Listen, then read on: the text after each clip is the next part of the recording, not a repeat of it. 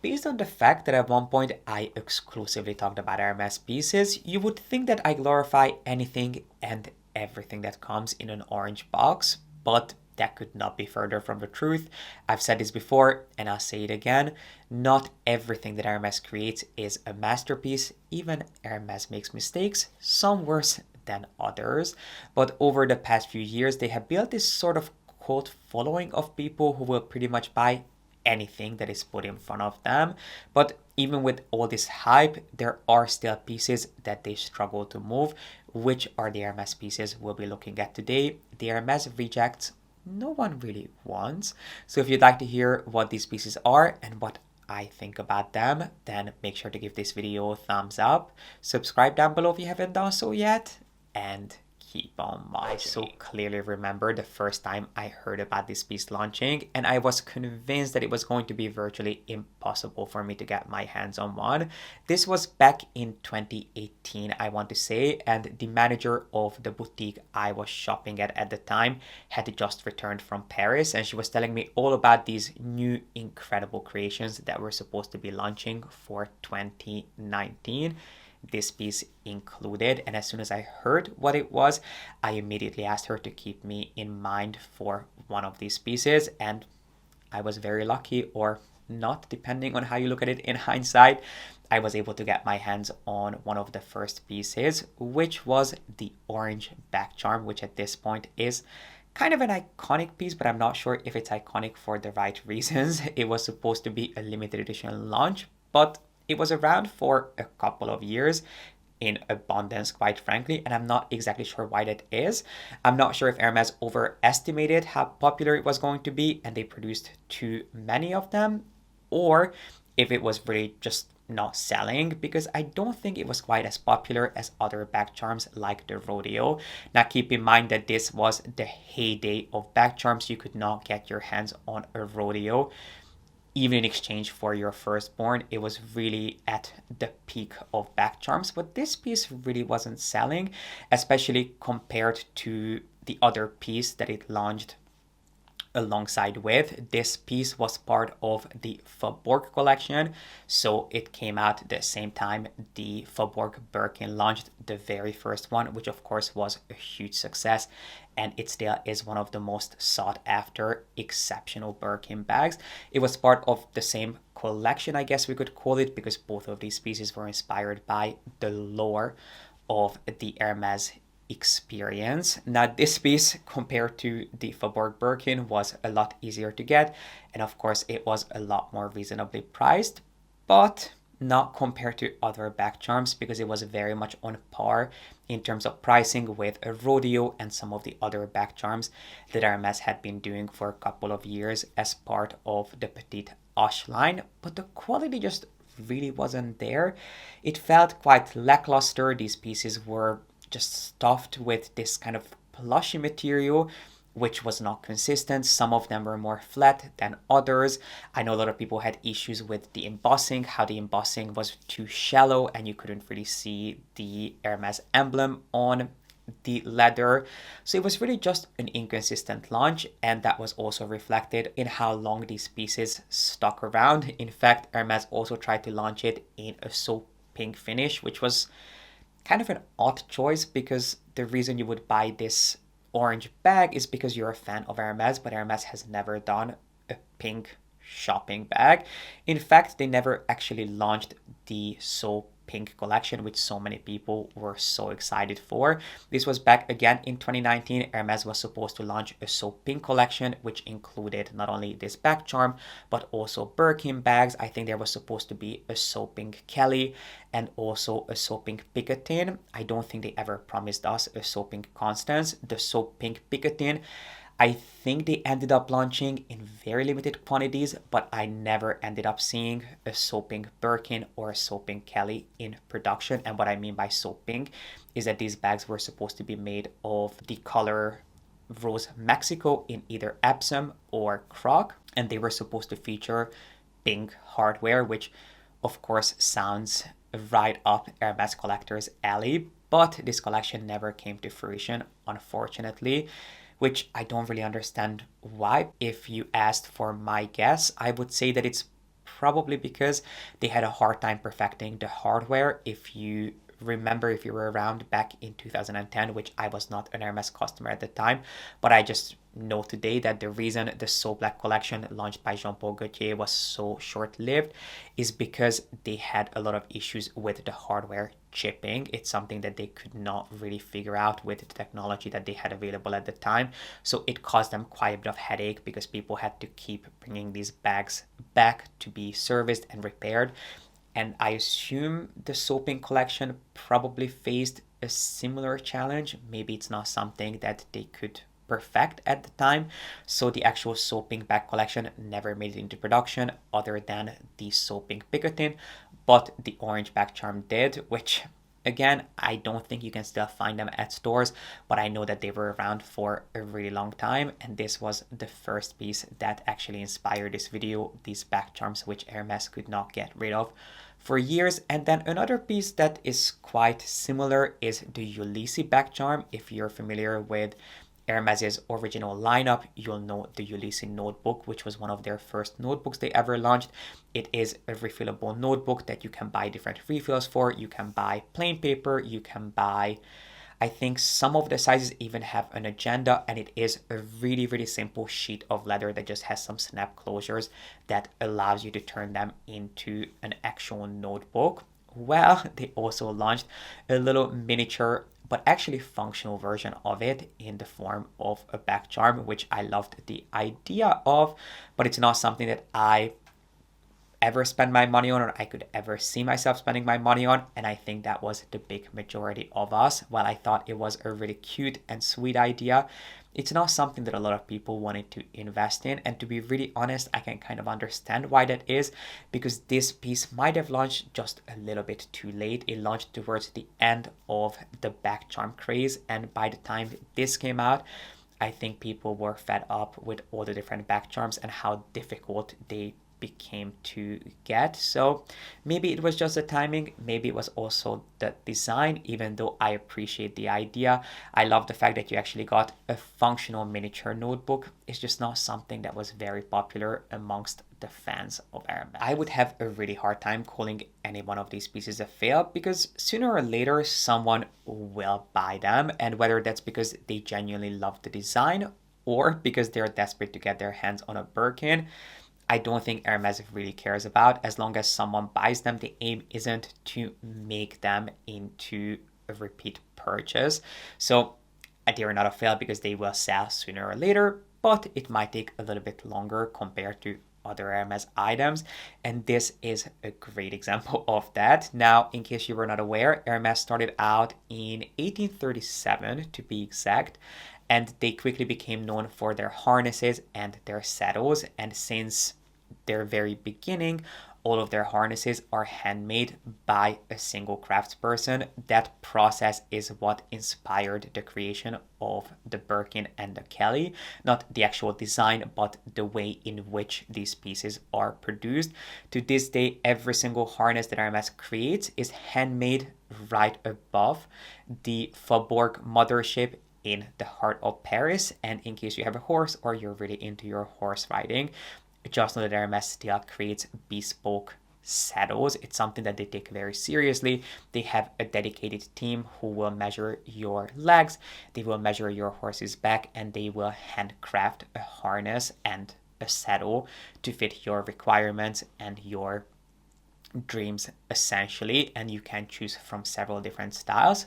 But even if you don't have an actual horse, you can still pick up a little saddle from Hermes. And when I say little, I actually mean it, because they have this miniature replica of a saddle in two different styles, to be exact. So they have the Cavale mini saddle, which is an exact miniature replica of their traditional saddles.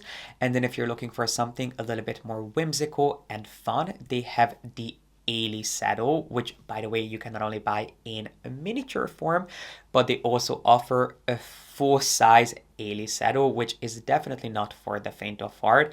I don't think a lot of equestrians would want to put the Ailey saddle on their horses, even though they could. But first of all, these pieces are made of exotic leathers like Porosus croc. They will set you back hundreds of thousands of dollars.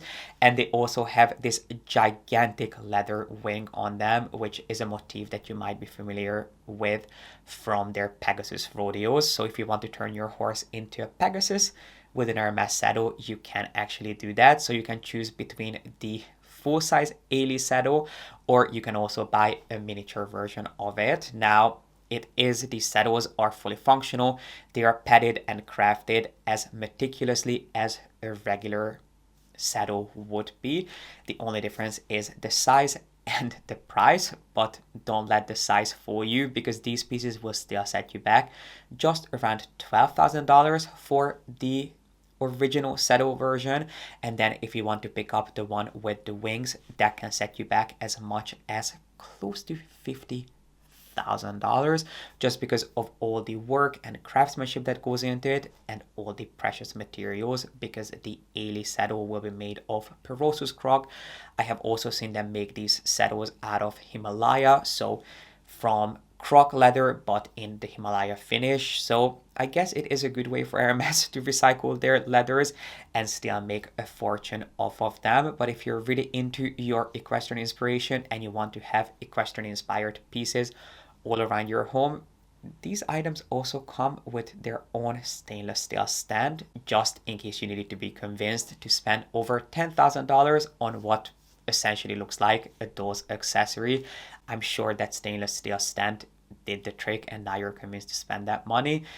It is quite ridiculous, but if you're really into your equestrian culture, who am I to tell you what to spend your hard-earned money on? One of the most common tips I hear these days is that a surefire way to get your hands on a Birkin or a Kelly is to buy a watch from Hermes, because Hermes is incredibly proud of the fact that they have an in-house timepiece team and all of their watches are created in-house in Switzerland, which, you know, I don't really think it has anything to do with you buying a watch, getting a bag. It's more about how much money you're able to spend in one go. I don't think it will make that much of a difference whether you buy a watch or 10 pairs of shoes. At the end of the day, it will mainly come down to how much you're able to spend and how quickly you're able to establish yourself as a client, although most boutiques will now have a more traditional wish list, so your spending will not have as much of an influence as it might have done in the past. Anyway, that's story for another day. We are here to talk about watches. So watches is something that Hermes likes to push because you can spend a lot of money all at once. And why, yes, it might help you establish yourself as a client. If you really want to take your Hermes collection seriously, something that you could look into is the Hermes story watches. So Hermes has a range of exceptional timepieces, which are usually the Arceau watch. So the Arceau watch is a design that has been around since 1978, I believe, is the year that that particular design launched, and it's still part of the core Hermes watch line. So you can buy it with different finishes in a ton of different sizes. I think the smallest size that the Arceau watch comes in is size 30, and then it goes all the way up to a size 42.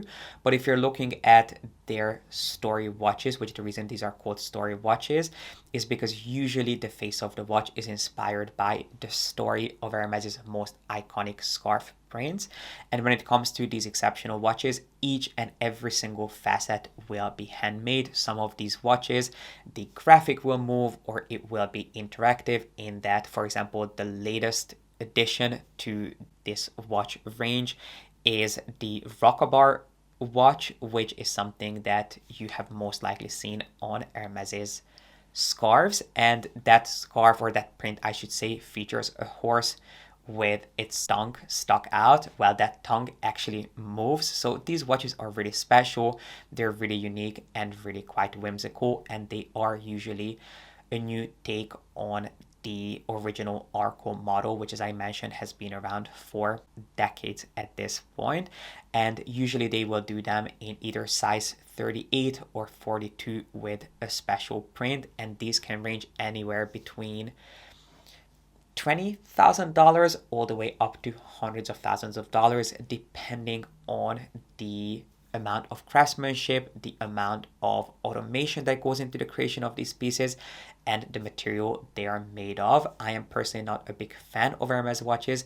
I just think that they're way too overpriced for what they are.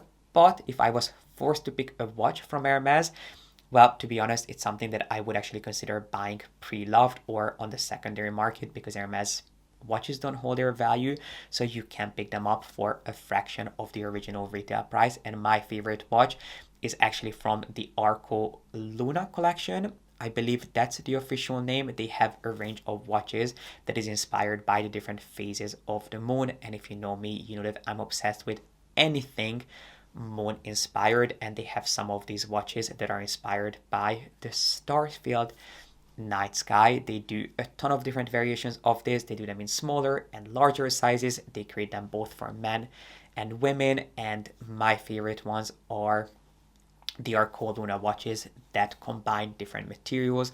So they have some that are finished with diamonds, and each and every single star is made out of a tiny little diamond, and then the face of the watch is either made of mother of pearl or a really unique enamel finish. There are some really beautiful and artistic takes on this inspiration of the different phases of the moon. But if you really want to be taken seriously and you really quickly want to establish yourself as a serious client of the brand, their story watches are a great way to go. And they will usually feature the Arceau watch face and style. So even if you've never seen a story watch, but it's something that you would consider adding to your collection, definitely ask to look at the Arceau watches and play around with the different sizes, just so you get an idea for what to expect. Because the Arceau watch you can pick up for as little as I think $3,000 or $4,000 if you go for the most basic plain entry-level version, and then the sky's the limit if you end up going for one of these story watches in some truly precious materials set with diamonds. I wanted to end today's video by discussing some bags, but let's be honest, these days any Hermes bag can be quite tough to get your hands on just because of all the hype surrounding the brand. But there are still some bags that might be easier to get than others, and then I wanted to go back in time and share with you some bags that in the past were definitely a lot easier to ask for and even get. But let's start with some of their men's bags, which still are a little bit easier to come by, starting with the Video Depeche bag, which is a more masculine, almost trunk-like take on the classic Evelyn bag. It's a bag that launched a couple of years ago as part of the men's collection, and it features that very same emblem that the Evelyn is so loved for. And it is, well, Hermes says that it has an origami-like inspiration to it. It is, I would say that it's a semi-structured bag. It does have a sort of harder shell to it, but what it reminds me of is the Hermes jewelry trays. You might have seen these portable jewelry trays that Hermes offers. I have talked about them before, and what makes them special is that you can snap them together and create this solid tray, but the idea behind these is that you can pack them completely flat and travel with them. So when you get to your final destination, you can really easily build them up and you'll never leave a piece of jewelry or your watch behind, because you can use these to store all your most valued belongings in one place. You can also put them in the safe. That's something I've done before, so you can be assured that nothing is left behind. And sadly, that's what this bag reminds me of, which this idea of snapping something together and then pulling it apart so easily makes perfect sense for a jewelry tray, but not for a bag, because you probably want something a little bit more substantial for your bag than this idea of taking something apart and putting it back together so easily. But that's a bag that's been around for a couple of years, and I still see it every now and again. I don't think it's something that you would have a hard time asking for. I mean, it might take some time depending on how long it takes for your boutique to get it, but I don't think you'd be competing with a lot of people to get your hands on one if your boutique had it in stock. When I was brainstorming what bags to include in today's video, the first three that immediately came to mind were the HAC, which is of course the ancestor of the Birkin and the Kelly. Little known fact, the HAC came way before the Birkin and the Kelly. It is the bag that is most well known as the men's Birkin or the travel Birkin, even though it is technically a completely different style, but it is very similar to the look of the Birkin because similar to the Birkin bag, it also features two top handles and a similar, not identical, but a similar sangle fastening, but the sangles are slightly bigger. The little shelves that the sangles sit on are actually closed, so they look a little bit more robust, and the twist closure itself is also a little bit more chunky than the slightly more rounded design that you'll find on the Birkin and the Kelly. Not to mention that the proportions are quite different. An HAC is a lot taller but slightly more narrow, and the handles themselves are also a little bit shorter, because if you're not that tall and you wanted to carry this bag handheld, you would be dragging it on the floor if it featured handles the same length as a Birkin. So there are some slight differences, but these bags were definitely not as popular back in the day as they are now, and I don't think they are still the most popular bags just because of how cumbersome and overwhelming they might be, because these bags are incredibly large. They were made for equestrians to carry their horse riding essentials to the stable, and in theory it's something that should even fit a saddle and your riding boots, so it's really not made for everyday use. But if you love a large and in charge bottomless pit, look no further, because there are very few bags that will fit quite as much as this one would. I just always want to remind you that these bags are insanely heavy even without you putting anything in them. So if you really want to take advantage of each and every single inch of this bag and you want to pack it to the brim, these will be quite heavy to lug around all day. So that's just something for you to keep in mind. These are some really heavy bags because of all the leather and the hardware that goes into the creation of them, and they're also quite tall. So if you're not super tall yourself, you might have a hard time carrying these handheld, and there's really only one way for you to carry them, which is handheld, because the handles are not long enough for you to even put them in the crook of your arm unless you have extremely tiny wrists. So the idea I love. It certainly sounds very glamorous to have these bags in your collection as a travel bag or as an alternative to a duffel, but they're not the most functional, which might be something important for you to keep in mind considering how incredibly expensive these pieces are. And then something that was definitely not as popular as it is today. In fact, I remember when I had to convince some of my friends to buy these bags because they could not understand what the hype was all about, and that is the bolide, in particular the mini bolide, which at this point is one of the most difficult bags to get your hands on, except for the bolide on wheels, because that's a piece that I think Hermes has a little bit of a harder time homing just because of how expensive it is. So I think a bolide on wheels is close to 14,000 euros at this point, which is of course an insane amount of money to spend on such a whimsical statement bag, which is definitely going to be an acquired taste. But a bolide at this point, forget about asking for one, because they have become so insanely hard to get. And I love that because I have been singing the praises of the mini bolide for years. It was one of the most understated and underrated Hermes bags out there, even though the craftsmanship is really phenomenal. And also the history behind this bag, because in case you were not aware, the bolide bag was the very first bag ever to feature a zip closure. So you are basically buying a piece of fashion history, which is really quite fascinating. But the bolide bags, similar to the HAC, were a lot easier to come by than they are today. And let's be honest, that goes for most Hermes bags. But these two in particular were really not that difficult to get your hands on. And then I wanted to end this video with a surprising fact, which is that exotic Birkins and Kellys, especially bags made of alligator and different types of croc, were a lot easier to get back in the day than they are now. I still think that they are not quite as competitive as getting your hands on a bag in Epsom or Togo or even goatskin, and you might be wondering why that is.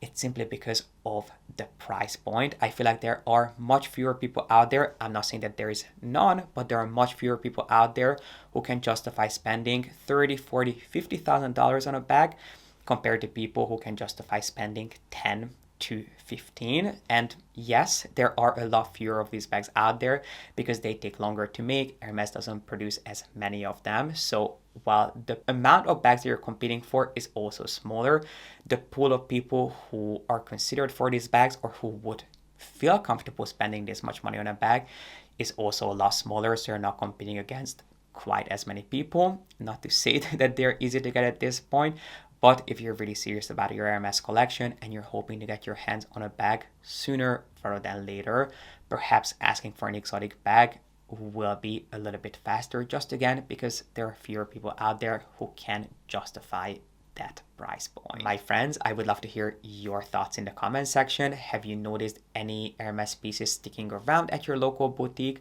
longer than expected? Have you heard of pieces that Hermes had a hard time finding a home for?